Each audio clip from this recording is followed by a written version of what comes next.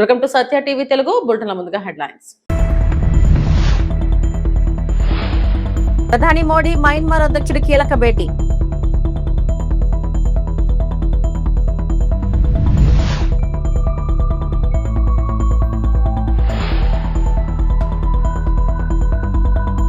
South coast railway zone కోసం నిరంతర పోరాటమే కారణం కేంద్ర మంత్రి రామ్మోహన్ నాయుడు.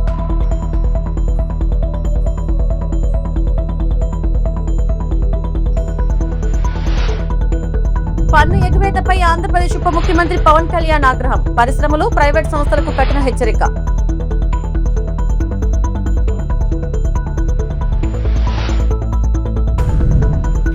తెలంగాణపై రాజకీయాలు రుద్దొద్దు, కల్వకుంట్ల కవిత హెచ్చరిక.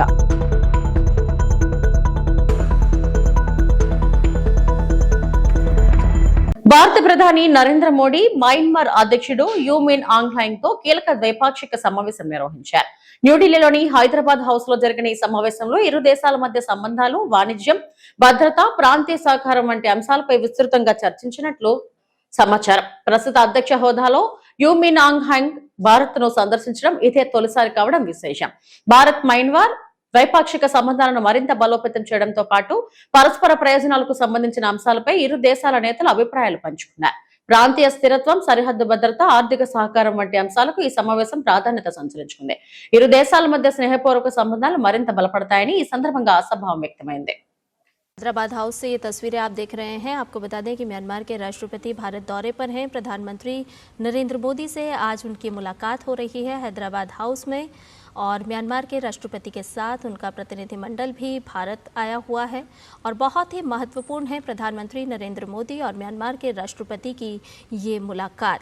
आपको बता दें कि म्यांमार के राष्ट्रपति यू मिन आंग ह्लाइंग भारत यात्रा पर हैं, और भारत और म्यांमार के संबंधों की अगर हम बात करें तो न केवल रक्षा और आर्थिक क्षेत्र में बल्कि सांस्कृतिक और आध्यात्मिक रूप से भी भारत और म्यांमार के रिश्ते बेहद ही प्रगाढ़ हैं, और इन्हीं रिश्तों को और भी गहरा करने के लिहाज से भारत के प्रधानमंत्री नरेंद्र मोदी और म्यांमार के राष्ट्रपति की ये मुलाकात बहुत ही महत्वपूर्ण और खास मानी जा रही है। आपको बता दें कि म्यांमार के राष्ट्रपति ने अपनी भारत यात्रा की शुरुआत भगवान बुद्ध की ज्ञान स्थली बोध गया से की, और जो साफ तौर पर भारत की सांस्कृतिक और आध्यात्मिकता को दर्शाता है और भारत और म्यांमार के संबंधों को भी दर्शाता है। तो हैदराबाद हाउस से ये तस्वीरें हैं जहां प्रधानमंत्री नरेंद्र मोदी और म्यांमार के राष्ट्रपति के मध्य मुलाकात होनी है, द्विपक्षीय वार्ता होगी, और ये तस्वीरें साफ तौर पर भारत और म्यांमार के गहरे संबंधों के लिहाज से बहुत ही अहम और महत्वपूर्ण है। प्रधानमंत्री नरेंद्र मोदी से मुलाकात के बाद म्यांमार के राष्ट्रपति की मुलाकात भारत की राष्ट्रपति द्रौपदी मुर्मू से भी होनी है। वो राष्ट्रपति द्रौपदी मुर्मू से भी मुलाकात करेंगे, और ये तस्वीरें इस वक्त की हैदराबाद हाउस से। పేదవాడి ఇంటికెళ్లి పెన్షన్ ఇస్తే ఆనందమే వేరని ఆంధ్రప్రదేశ్ ముఖ్యమంత్రి నారా చంద్రబాబు నాయుడు ఒక్కో కుటుంబానికి 4 సంక్షేమ పథకాలు అమలు చేస్తున్నామని సీఎం చంద్రబాబు పేర్కొన్నారు. అసెంబ్లీలో మహిళలకు 33% సీట్లు ఇచ్చి రాజకీయంగా ఎదిగేలా చేస్తామని వ్యాఖ్యానించారు. రైతుల ఉత్పత్తులు ప్రపంచానికి ఎగుమతి చేసేలా చర్యలు తీసుకుంటామని తెలిపారు. గ్యాస్ ధరలు పెరిగినా మహిళలకు ఉచిత సిలిండర్లు సరఫరా చేస్తున్నామని చెప్పుకొచ్చారు. ప్రభుత్వ వ్యతిరేక ఓట్లు చేయవద్దని తాను పవన్ కళ్యాణ్ కలిశామని ప్రస్తావించారు. పింఛన్లు పెంచుతాం. పింఛన్ ఏప్రిల్ నుంచి, నేను ముఖ్యమంత్రి అయింది 12వ తారీఖు ఈ నెల, ఏప్రిల్ మే కూడా కలిపి మీ అందరికీ పింఛన్లు బకాయిలు కూడా ఇచ్చిన ఘనత ఎన్డీఏ ప్రభుత్వాన్ని. 4,000 రూపాయలు, 6,000 రూపాయలు, 10,000, 15,000 పూర్తిగా బెడ్కే పరిమితం అయితే 15,000 రూపాయలు ఇచ్చే ఏకైక ప్రభుత్వం భారతదేశంలో ఒక్క తెలుగుదేశం ఎన్డీఏ ప్రభుత్వమే. ఇంకొక పక్క ఇప్పటి వరకు 65,887 కోట్లు ఇచ్చాం. సంవత్సరానికి 32,000 కోట్లు అవుతుంది. ఒక పక్క గుంతలబడిన రోడ్లు, తాగేదానికి నీళ్లు లేని పరిస్థితి, ఇంకో పక్క అప్పులు మామూలుగా ఇచ్చేవాడు కూడా ముందుకు రాడు. అలాంటి పరిస్థితి నుంచి ఇప్పటి వరకు ఈ డబ్బులు ఇచ్చాం. సంవత్సరానికి మళ్ళీ 33,000 కోట్లు ఇవ్వాల్సి వస్తుంది, ఇస్తాం. ఇంకో పక్క మనతో సమానంగా బాగుండే రాష్ట్రాలు ఉన్నాయి, ఎవ్వరూ ఇవ్వడం లేదు. నేను ఎంత శ్రద్ధ పెట్టానంటే మొదటి తారీఖు వస్తే ఇమ్మనొచ్చు, నేను కూడా బటన్ నొక్కచ్చు, కానీ నేను నేరుగా వచ్చి ఆ పేదవాడి ఇంటికొచ్చి ఇంటి దగ్గర పింఛనిచ్చినప్పుడు నా అధికార యంత్రాంగం సరిగా పనిచేస్తున్నారా లేదా అని ఎప్పటికప్పుడు సమీక్షించినప్పుడు ఉండే ఆనందం మామూలు అప్పుడు రాదని చెప్పి కూడా నేను మీకు తెలియజేసిన. బటన్ నొక్కితే ఆ ఆనందం ఉండదు. అమరావతిలో జరిగిన కీలక సమీక్ష సమావేశంలో ఆంధ్రప్రదేశ్ ఉప ముఖ్యమంత్రి పవన్ కళ్యాణ్ పెద్ద పరిశ్రమలు, ప్రైవేట్ విద్యా సంస్థల పన్ను ఎగవేతపై తీవ్ర అసంతృప్తి వ్యక్తం చేశారు. సాధారణ ప్రజలపై పన్నుల వసూళ్ల విషయంలో కఠినంగా వ్యవహరిస్తున్నప్పటికీ భారీ పరిశ్రమలు, ప్రైవేట్ విద్యా సంస్థలు స్థానిక సంస్థలకు చెల్లించాల్సిన పన్నులను బకాయిగా ఉంచడం ఆందోళన కలిగించే అంశమని పేర్కొన్నారు. పంచాయతీరాజ్ శాఖ అధికారులతో నిర్వహించిన సమీక్షలో గ్రామ పంచాయతీల ఆదాయ వనరులపై ప్రత్యేకంగా చర్చించిన ఉప ముఖ్యమంత్రి పన్నుల ఎగువేత కారణంగా స్థానిక సంస్థలు ఆర్థికంగా నష్టపోతున్నాయని ఆవేదన వ్యక్తం చేశారు. పరిశ్రమలు, ప్రైవేట్ విద్యా సంస్థల నుంచి రావాల్సిన బకాయి పన్నులను వెంటనే వసూలు చేయాలని అధికారులను ఆదేశించారు. గ్రామ పంచాయతీలు ఆర్థికంగా బలోపేతం కావాలంటే వాటికి రావాల్సిన ప్రతి రూపాయి ఆదాయం సకాలంలో చేరాల్సిందేనని పవన్ కళ్యాణ్ స్పష్టం చేశారు. పన్నులు చెల్లించకుండా తప్పించుకునే సంస్థలపై చట్టపరమైన చర్యలు తీసుకోవడంతో పాటు వసూళ్ల ప్రక్రియను వేగవంతం చేయాలని అధికారులకు ఆదేశించారు. ఇన్స్టిట్యూషన్స్, విద్యాలయాలు కావచ్చు సార్, పరిశ్రమలు కావచ్చు, ముందస్తు చర్యలు మొదటి విడతగా అంటే ఎన్ని పరిశ్రమలు ఉన్నాయి ఒక పంచాయతీ పరిధిలో, ఒక పరిశ్రమలు పంచాయతీలు ఎన్ని పరిధిలో ఎన్ని పంచాయతీలు ఉన్నాయి, దానికి పర్ క్యాపిటల్ కన్సంప్షన్ మన రోడ్లు వేయటం దగ్గర నుంచి కానీ, మనం చెత్త సేకరణకు కానీ, వాళ్ళు వచ్చే వదిలే పొల్యూషన్ కానీ, మంచినీళ్ళు కానీ ఎంత ఖర్చు పెడుతున్నాం, తద్వారా మనకి ఎంత వస్తుంది. ఒక 10,000 రూపాయలు సంపాదించే ఒక ఉద్యోగి మీద కూడా భారం పెడుతున్నాం, కానీ ఒక 100 కోట్లు, 10 కోట్లు, 25 కోట్లు సంపాదించే వాళ్ళ మీద మనం అసలు సంబంధం లేకుండా tax వదిలేస్తున్నాం. I feel it is a gross injustice. Even if any political leaders are doing it also, it's gross injustice. అది ఎన్డీఏలో ఉన్న కూటమి ఉన్న రాజకీయ నాయకులైనా కావచ్చు. అంటే వీళ్ళు ముందు మేము అకౌంటబిలిటీ ఫిక్స్ చేసుకోకుండా మేము ఎలా మాట్లాడతాం. అందుకని దానికి అంటే ఉదాహరణకి పంచాయతీలు ఈ మధ్య నేను రివ్యూ చేస్తున్నప్పుడు ఫిల్టర్ బెడ్స్ రిపేర్లకి డబ్బులు లేవని చెప్తాను. దానికి కనీసం అన్ని పంచాయతీలకి మనకున్న 13,326 పంచాయతీలకిను దానికి సంబంధిత గ్రామాలకు కావచ్చు, హ్యామ్లెట్స్కి వీ నీడ్ అరౌండ్ 88 crores, 88 కోట్ల రూపాయలు కావాలి మనకి. అసలు వీళ్ళు వదిలేసే డబ్బు చూస్తే, ఒక్కొక్క చోట వదిలేసే డబ్బు చూస్తే, అది ఒక్క ఉదాహరణకి ఆంధ్ర పేపర్ మిల్స్ 13 కోట్లు కట్టాలి. ఆ లెక్కల్లో చూస్తే ప్రాపర్ అసెస్మెంట్ చేస్తే కనీసం తక్కువలో తక్కువ అన్ని పరిశ్రమలు కనుక పే చేస్తే నాకు తెలుసు ఫిల్టర్ బెడ్స్ ఇష్యూ ఉండదు ఆ ఏరియా వరకు.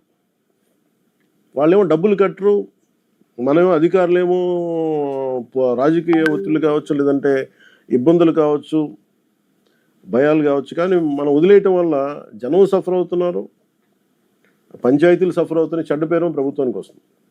అందుకని ఒక్కసారి మీరు నాకు ఒక ప్లాన్ ఆఫ్ యాక్షన్ ఇవ్వండి సార్. యాజ్ మీరు కంతిలాల్ దండే గారిని కూడా నా రిక్వెస్ట్ ఏంటంటే, మీరు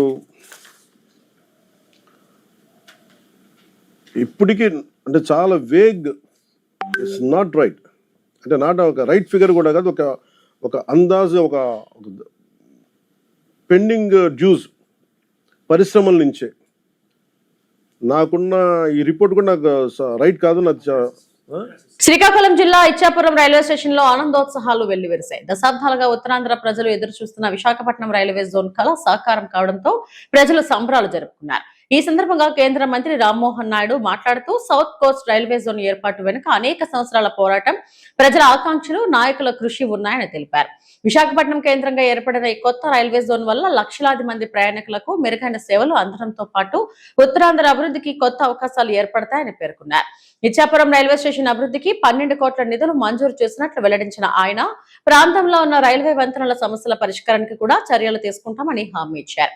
ఉత్తరాంధ్ర అభివృద్ధిలో రైల్వే రంగం కీలక పాత్ర పోషిస్తుందని పేర్కొన్న కేంద్ర మంత్రి ఈ జోన్ సాధనకు సహకరించిన ప్రధానమంత్రి నరేంద్ర మోడీ, ముఖ్యమంత్రి నారా చంద్రబాబు నాయుడు, ఉప ముఖ్యమంత్రి పవన్ కళ్యాణ్లకు ప్రత్యేక కృతజ్ఞతలు తెలిపారు.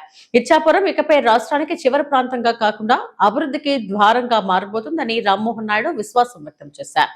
విశాఖ రైల్వే జోన్ ఏర్పాటు ఉత్తరాంధ్ర ప్రజల చిరకాల ఆకాంక్ష నెరవేరిన చారిత్రక ఘట్టంగా స్థానికులు అభివర్ణిస్తున్నారు. ఆంధ్రప్రదేశ్ రాష్ట్రానికి సరికొత్త railway zone, south coast railway zone సాధించుకోవడం అనేది నాకెంతో గర్వంగా ఉంది, ఆనందంగా ఉందని కూడా మీ అందరితో పాటు పంచుకుంటున్నాను. అయితే రైల్వే జోన్ సాధించినప్పటికీ ఇక్కడ ఉన్నటువంటి ముఖ్యంగా మన ప్రజల్లో ఒక ఆందోళన ఉండింది. ఇది అంతా కూడా పలాస వరకు ఖుర్దా రోడ్ లో ఉన్న ఈ స్టేషన్స్ అన్ని కూడా, ఈ ఖుర్దా రోడ్ స్టేషన్లన్నీ కూడా అట్టే ఉండిపోతే, జోన్ పలాస వరకే పరిమితం అయిపోతే మేము మళ్ళీ అధోగతిలోనే ఉండిపోతామని అంటే రైల్వే మంత్రి అశ్విని వైష్ణవ్ గారితో మాట్లాడి ఎట్టి పరిస్థితుల్లో ఇచ్చాపురం వరకు ఈ కొత్త railway zone south coast railway zone లోనే ఉండాలనంటే మొన్న ఏప్రిల్ 2వ తేదీన ఒక కొత్త సర్క్యులర్ ఆర్డర్ కూడా రిలీజ్ చేసి ఇచ్చాపురం నుంచి పలాస వరకు ఉన్నటువంటి 7 ప్రధానమైనటువంటి స్టేషన్లు సౌత్ కోస్ట్ విశాఖపట్నంలో డివిజన్ లో కలపడం కూడా ఒక చరిత్ర అనేది సందర్భంగా తెలియజేసుకుంటున్నాను. తాజాగా మన రాష్ట్రంలో మన డిఆర్ఎం, మన జిఎం దగ్గరే కూర్చొని మన సమస్యలన్నీ కూడా పరిష్కరించుకునే అవకాశం ఈ కొత్త రైల్వే జోన్ ద్వారా మనకి దక్కిందని కూడా తెలియజేస్తున్నాను. నాకు ఎప్పుడూ కూడా ఒకే నమ్మకం, రైల్వేస్ ని కానీ మనం అభివృద్ధి చేసుకోగలిగితే ఆ ప్రాంత అభివృద్ధి చెందుతుంది, జిల్లా అభివృద్ధి చెందుతుందని. ఈ మాట ఎందుకు చెప్తున్నానంటే గతంలో స్వర్గీయ కింజరాపు ఎర్రన్నాయుడు గారు స్టాండింగ్ కమిటీ రైల్వేకి చైర్మన్ గా ఉన్నప్పుడు మన శ్రీకాకుళం జిల్లాలో రైల్వే తాలూకా సమస్యలన్నిటి మీద కూడా దృష్టి పెట్టి ఎంతో కొంత మన దగ్గర అభివృద్ధి జరిగిందనంటే దానికి ప్రధాన కారణం స్వర్గీయ కింజరాపు ఎర్రన్నాయుడు గారు అనేది మళ్ళీ గుర్తు చేస్తున్నాను. ఆ రోజు మనకి మెయిన్ లైన్ కానివ్వచ్చు, నౌపాడ నుంచి గునుపూర్ వెళ్లే లైన్ కానివ్వచ్చు, ఈ 2 లైన్ల మీద కూడా పెద్దగా దృష్టి పెట్టి స్టాపులు తీసుకొని రావడం, కొత్త ట్రైన్స్ వేయించడం, అలాగే విశాఖ ట్రైన్ కూడా ఆ రోజు వచ్చిందనంటే ఎర్రన్నాయుడు గారి కారణమని తెలియజేస్తున్నాను. ఎర్రన్నాయుడు గారి ట్రైన్ అని చెప్పి ఒక ప్రత్యేకంగా ప్యాసింజర్ ఎక్స్ప్రెస్ కూడా ఆయన ఆధ్వర్యంలోనే ఆ రోజు మొదలు పెట్టారు. ఆ యొక్క కార్యక్రమాలన్నీ, ఆ రైల్వే ఆశయాలన్నీ ముందుకు నడిపిస్తూ గత 12 సంవత్సరాలుగా నా భుజాల మీద సమస్యలు వేసుకొని నేను కూడా పోరాటం చేశాను. ఆ పోరాట ఫలితం వల్లే ఈ రోజు రైల్వే జోన్ కూడా మనం సాధించుకున్నాం. దాంతో పాటు మన జిల్లాలో రైల్వేస్ కి సంబంధించి ఎన్నో ప్రధానమైన కార్యక్రమాలు కూడా మనం పూర్తి చేశాం. తెలంగాణ అంశంపై ఆంధ్రప్రదేశ్ ఉప ముఖ్యమంత్రి పవన్ కళ్యాణ్ ఉద్దేశించి తెలంగాణ మంత్రి పొన్నం ప్రభాకర్ ఘాటు వ్యాఖ్యలు చేశారు. తమ ఇంట్లో ఉన్న రాయిని తొలగించలేని వారు ఇక్కడ రాళ్ల గురించి మాట్లాడటం సరికాదని వ్యాఖ్యానించారు. ఆంధ్రప్రదేశ్ ఉప ముఖ్యమంత్రిగా ఏదైనా చేయగలిగితే అక్కడి సమస్యలపై దృష్టి పెట్టాలని సూచించారు. తెలంగాణలో కొత్తగా చిచ్చు పెట్టే ప్రయత్నాలను ఎవరూ సహించరని, రాష్ట్ర ప్రజల మనోభావాలను దెబ్బతీసే చర్యలను అంగీకరించబోమని స్పష్టం చేశారు. తెలంగాణ రాష్ట్ర సాధన కోసం జరిగిన ఉద్యమాన్ని ప్రస్తావిస్తూ రాష్ట్ర ఏర్పాటు సమయంలో 11 రోజుల పాటు ఆహారం తీసుకోకుండా ఉద్యమించిన నాయకులు, కార్యకర్తల త్యాగాలను గుర్తు చేశారు. తెలంగాణపై కపట ప్రేమను ప్రదర్శిస్తూ మొసలి కన్నీరు కార్చే రాజకీయాలను రాష్ట్ర ప్రజలు అంగీకరించారని మంత్రి పొన్నం ప్రభాకర్ అన్నారు. తెలంగాణ గౌరవం, ఆత్మగౌరవాన్ని కాపాడే విషయంలో ప్రభుత్వం రాజీ పడదని ఈ సందర్భంగా స్పష్టం చేశారు. గూట్ల రాయదీలనుడు ఏట్ల రాయదీస్తున్నాట. ఆంధ్రప్రదేశ్ ఉప ముఖ్యమంత్రిగా ఏమైనా చేయగలిగితే, ఏమైనా పీకగలిగితే అక్కడ చేయి. ఇక్కడికి వచ్చి నవనిర్మాణ సమితి పేరు మీద నువ్వు ఇక్కడ ఏదో చేసేటువంటి కార్యక్రమంలో ఇక్కడ ఎవడు సహించడానికి సిద్ధంగా లేడు.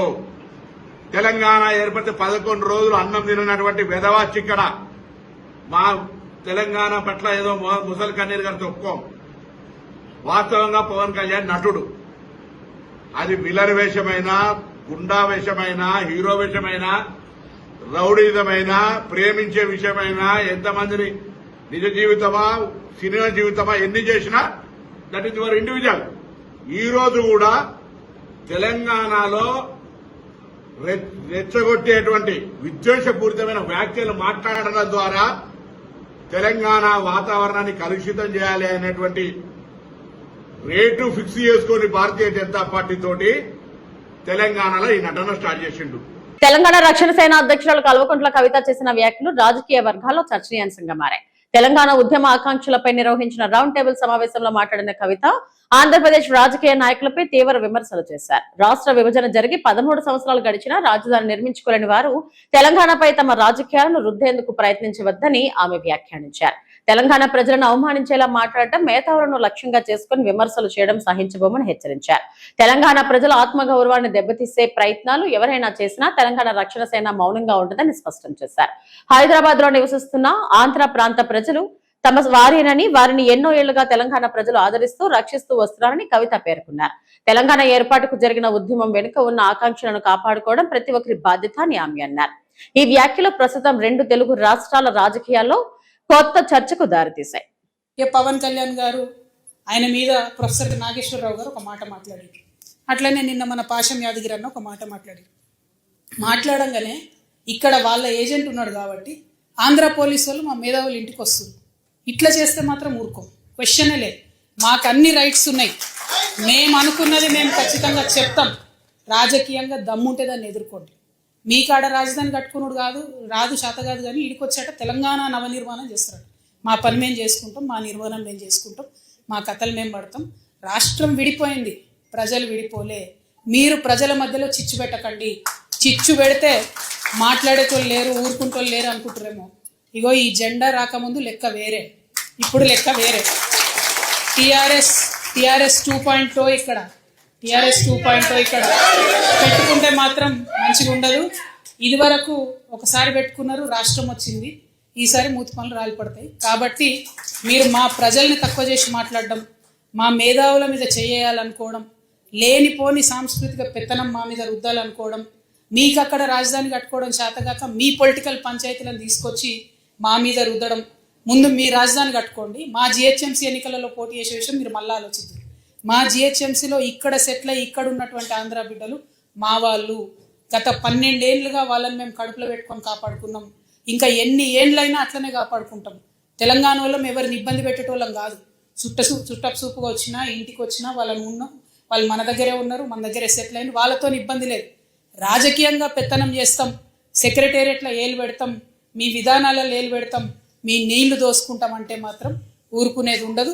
ఖచ్చితంగా చెప్తా ఉన్నాం. మంగళగిరిలోని తెలుగుదేశం పార్టీ కేంద్ర కార్యాలయంలో నిర్వహించిన మీడియా సమావేశంలో AP sports authority chairman Ravi Naidu మాజీ ముఖ్యమంత్రి వైఎస్ జగన్మోహన్ రెడ్డిపై తీవ్ర విమర్శలు చేశారు. ముఖ్యంగా డిఎస్సి వ్యవహారాన్ని ప్రస్తావించిన రవి నాయుడు జగన్ పాలనలో తీసుకున్న నిర్ణయాలు ఆంధ్రప్రదేశ్ యువతకు తీవ్ర అన్యాయం చేశాయని ఆరోపించారు. ఉద్యోగాల భర్తీ విషయంలో నిర్లక్ష్యం కారణంగా వేలాది మంది నిరుద్యోగ యువకులు ఇబ్బందులు ఎదుర్కొన్నారని పేర్కొన్నారు. డిఎస్సి నియామకాల విషయంలో సరైన ప్రణాళిక లేకపోవడం వల్ల అభ్యర్థుల భవిష్యత్తు దెబ్బతిన్నదని విమర్శించారు. ప్రస్తుత ప్రభుత్వం యువతకు ఉపాధి అవకాశాలు కల్పించడంతో పాటు పారదర్శకంగా ఉద్యోగ నియామకాలు చేపట్టేందుకు కట్టుబడి ఉందని రవినాయుడు తెలిపారు. గత ప్రభుత్వ తప్పిదాలను సరిదిద్దుతూ యువతను ఆశయాలను నెరవేర్చే దిశగా కూటమి ప్రభుత్వం పనిచేస్తుందని ఆయన పేర్కొన్నారు. డిఎస్సి అంశంపై మాజీ సీఎం జగన్ ప్రజలకు సమాధానం చెప్పాలని ఈ సందర్భంగా రవినాయుడు డిమాండ్ చేశారు. కూటమి అధికారంలోకి వస్తానే చంద్రబాబు నాయుడు గారు మొదటి సంతకం డిఎస్సిపై సంతకం చేశారు. అది కూడా 16,300 పైచిలుకు పోస్టులకు సంతకం పెట్టారు. సంతకం పెట్టిన వారం నుంచే కుట్రలు మొదలయ్యాయి, కుట్ర కోణాలు మొదలయ్యాయి. ఎలా అయినా నిరుద్యోగులకు ఉద్యోగాలు రాకూడదని జగన్మోహన్ రెడ్డి అండ్ గొడ్డలి బ్యాచ్ కంకణం కట్టుకున్నారు. నోటిఫికేషన్ విడుదలైన నాటి నుంచి కేసుల మీద కేసులు, కేసుల మీద కేసులు, కేసుల మీద కేసులు, 240 కేసులు వేయడం జరిగింది. లోకేష్ గారు సమర్థవంతంగా అధికారులు ఆ కేసులన్నిటికీ కోర్టుకి వివరణ ఇచ్చుకుంటూ ఎక్కడికక్కడ అన్నిటినీ సరిదిద్దుతూ ఈరోజు డిఎస్సి ప్రక్రియను పూర్తి చేయడం జరిగింది.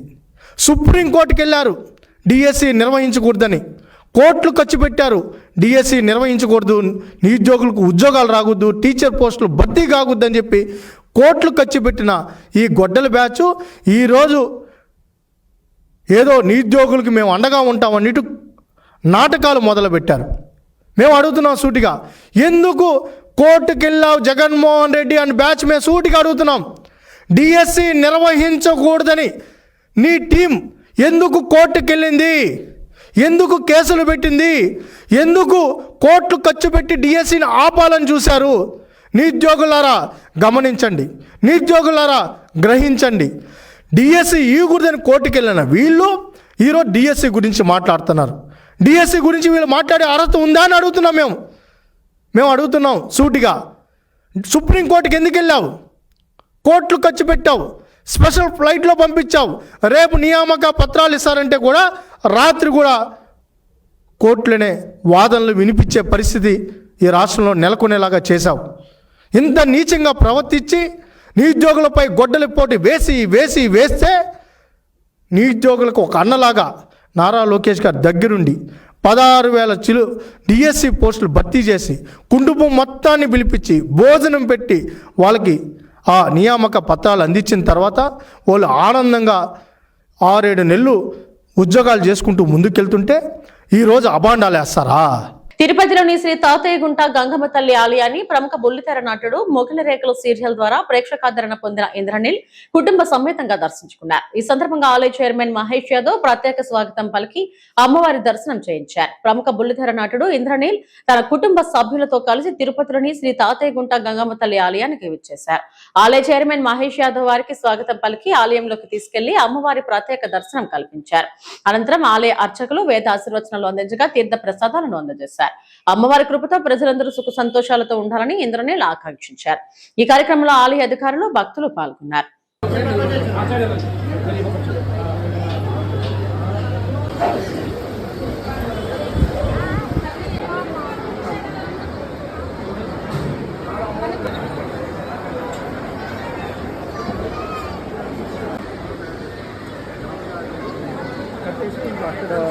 అమ్మవారిని తయారు చేస్తాం. అమ్మవారు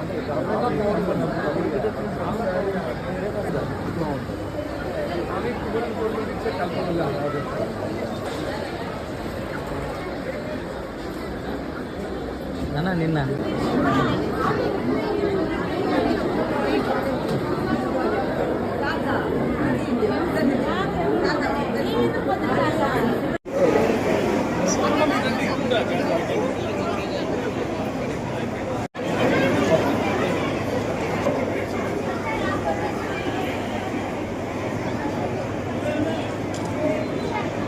వైఎస్ఆర్ కడప జిల్లా ముద్దునూరు మండలంలో సోమవారం తెల్లవారుజామున కుండపోత వర్షం కురిసింది.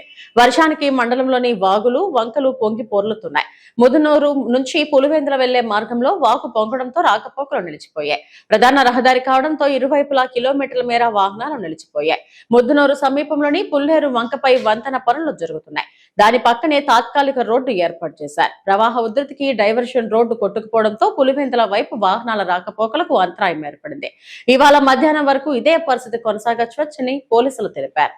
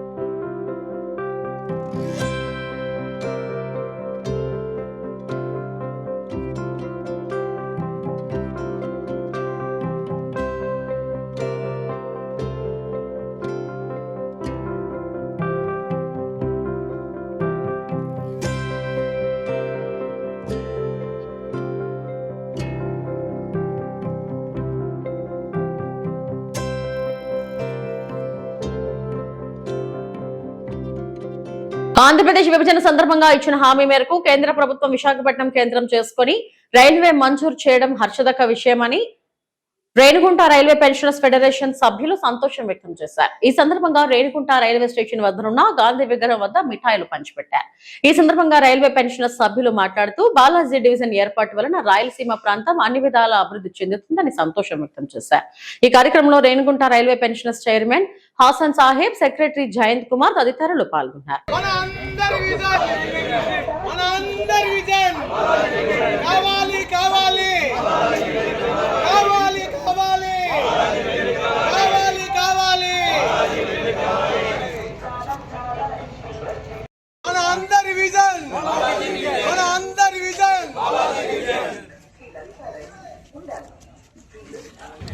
ఆంధ్రప్రదేశ్ విభజన సందర్భంగా భారత ప్రభుత్వము మనకు ఒక రైల్వే జోన్ను ఇస్తానని వాగ్దానం చేసింది. ఆ వాగ్దానం ప్రకారం ఈరోజు 1/6/2026 తేదీ విశాఖపట్నం కేంద్రంగా సౌత్ కోస్ట్ రైల్వేను ఈరోజు ప్రారంభించింది.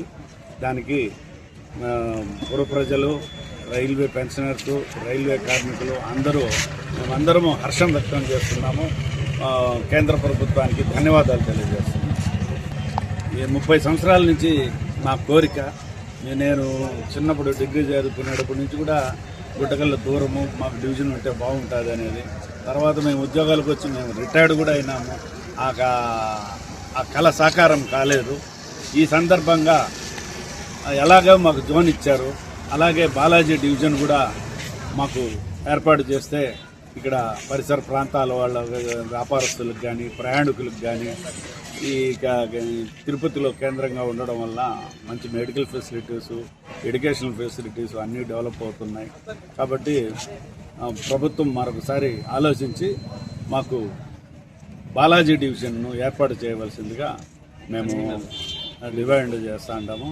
మా బాలాజీ సమితి కమిటీ కన్వీనరు పప్పాల గిరిధర్ గారు, ఆయన కొంచెం బయట ప్రోగ్రాం ముందుగానే ప్రీ ప్రోగ్రాము ఈ జోనును ప్రారంభించే దినం ఈరోజు సడన్గా వచ్చిన దానివల్ల ఆయన ప్రోగ్రాం ప్రకారం వెళ్ళిపోయారు.